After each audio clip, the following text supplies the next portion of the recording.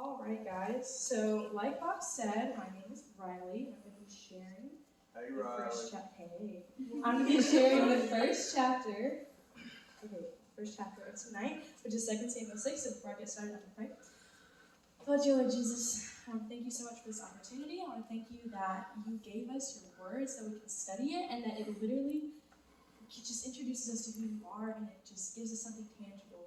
And you wrote down all these amazing stories so we can learn your character. Thank you that you are who you say you are. That's amazing. I want to thank you for everybody in this room.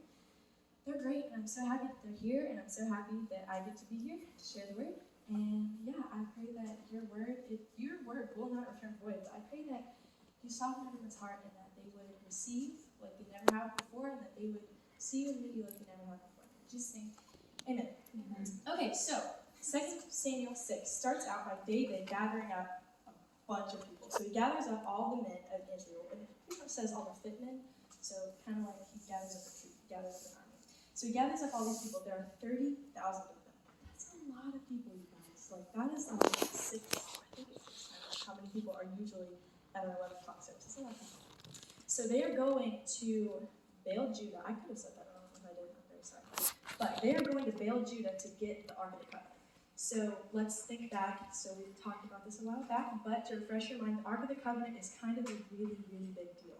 That is literally where God resides.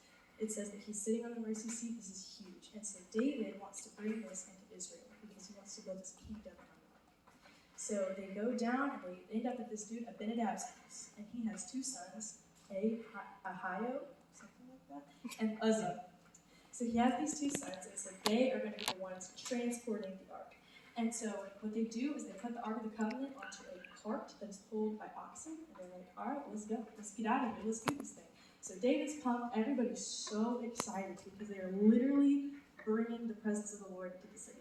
And so they've got all kinds of instruments, like trumpets and all of these crazy old-time instruments. And they're partying, and they're singing, and they're dancing. They're so excited as they're carrying the Ark of the Covenant back to Israel. And so, it says that the Ark of the Covenant is sitting on a cart, and it's being pulled by oxen. So I want you to think in your head what it would be like to be traveling back then. It's going to be bumpy, you're on a dirt road, it's oxen. And so they end up at a threshing floor, and the oxen stumbles. And so the oxen stumbles, the cart shifts, and the Ark of the Covenant, it's all wonky. And so Uzzah reaches out to steady it, to push it back up, and it says that when he put his hand on the Ark of the Covenant, that the Lord burned with anger against him, and he struck him dead. What? Right? What? Why did he just kill this dude?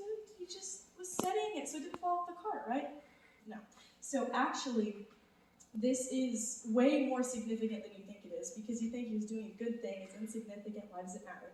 It really matters. So back in Numbers, it talks about how out of all the Levites, so the Levites are the tribe where all the priests come from. And so out of the Levites, the specific sons of Kohath were the ones to bear the ark.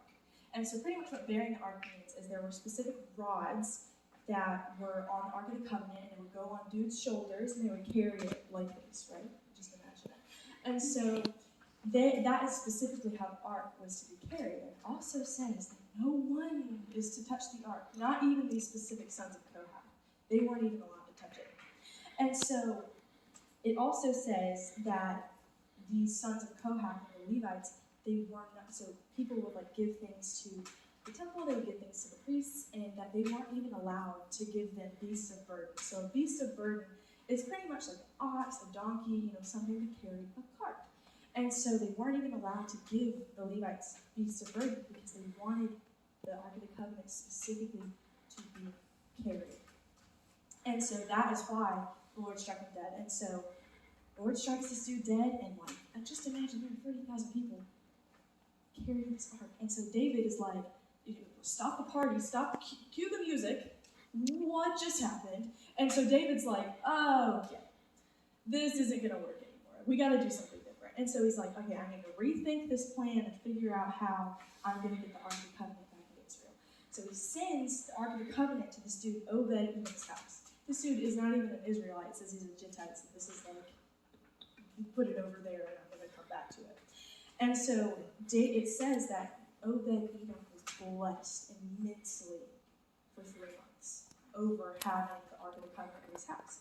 And so David is like, all right, guys, let's go get it. Let's bring it into Israel. It's time. So this time he's going to do it right. It says that he had men carrying the Ark of the Covenant and they were sacrificing animals as they were walking.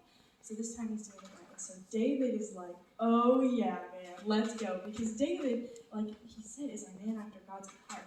And so all David wants is for the presence of the Lord to be in his city, in the middle of his city, be the core of not only his life, but the core of his kingdom. And so David is like really, really happy. So he's dancing, he's partying. But it says that David was dancing around in the linen ephod. So we don't really use linen ephods anymore, so I'm going to translate it from Bible times to now. David was dancing around in those boxers. Homeboy was dancing around in his boxers. He half naked, dancing around, praising the Lord. And so it says that David was radically praising the Lord. He was dancing, he was singing, he was shouting. And so as he was doing this, the Ark of the Covenant gets brought to the city, and it says that he was handing out like cakes and breads and things to people. And so it says that, so David's dancing around and stuff, and then David, he comes home, okay? He comes back to his palace. And so Saul's daughter, Michal, was in the palace. And so Michal saw him dancing, praising in his skivvies pretty much, like my guy's in his boxers dancing around. And it says that she was filled with like judgment, and that all she could think about him was like, ew, what in the world is he doing? And so when he comes back into his house, he gets home and she meets him there at the door. And it says that Michal said, who was Saul's daughter, so Michal's Saul's daughter, and she came out to meet him, and she said, how the king of Israel honored himself today. She said, he exposed himself today in the sight of slave girls and his subjects, like a vulgar person would expose himself. And David replied, it was before the Lord who chose me over your father and his whole family to appoint me ruler over the Lord's people, Israel. I will dance before the Lord, and I will dishonor myself and humble myself even more. However, by the slave girls you spoke of, I will be honored. And Saul's daughter, Michal, had no child until the day of her death. And so, what this shows us is it shows two completely separate sides of what's going on. So what David just did was he literally ushered in the Lord's presence into Israel. Because all David wants is to build not only his life, like I said, not only his life around the Ark of the Covenant of Jesus. He wants to build his life around Jesus. He wants his kingdom to be built around Jesus, right? So this is a really awesome thing that David just did. He was really excited about it because it's really freaking awesome what he just did. And so instead of Michal seeing what he did and having a heart of, heck yeah, man, like he just brought the Lord's presence into the city and this is about to be really awesome. Instead of thinking that, all she could think about was, he looks like a fool. What is he doing? Why is he behaving in that way? In a place of judgment instead of a place of praise. And so as I'm wrapping this up, I want to leave you guys with a question, and that is, do you find yourself looking down on others or looking up in worship and praise of the one true God?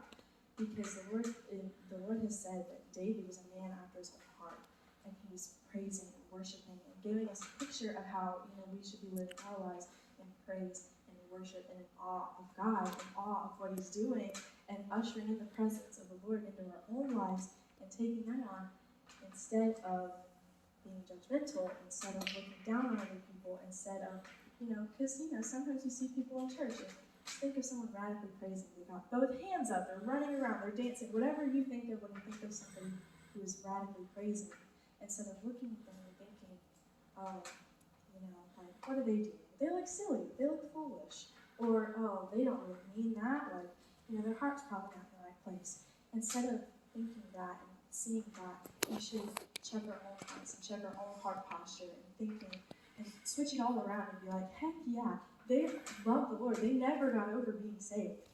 And that's an amazing thing. So that's all I have for you guys today. That was 2 Samuel 6, and so I'm going to invite Josiah up here.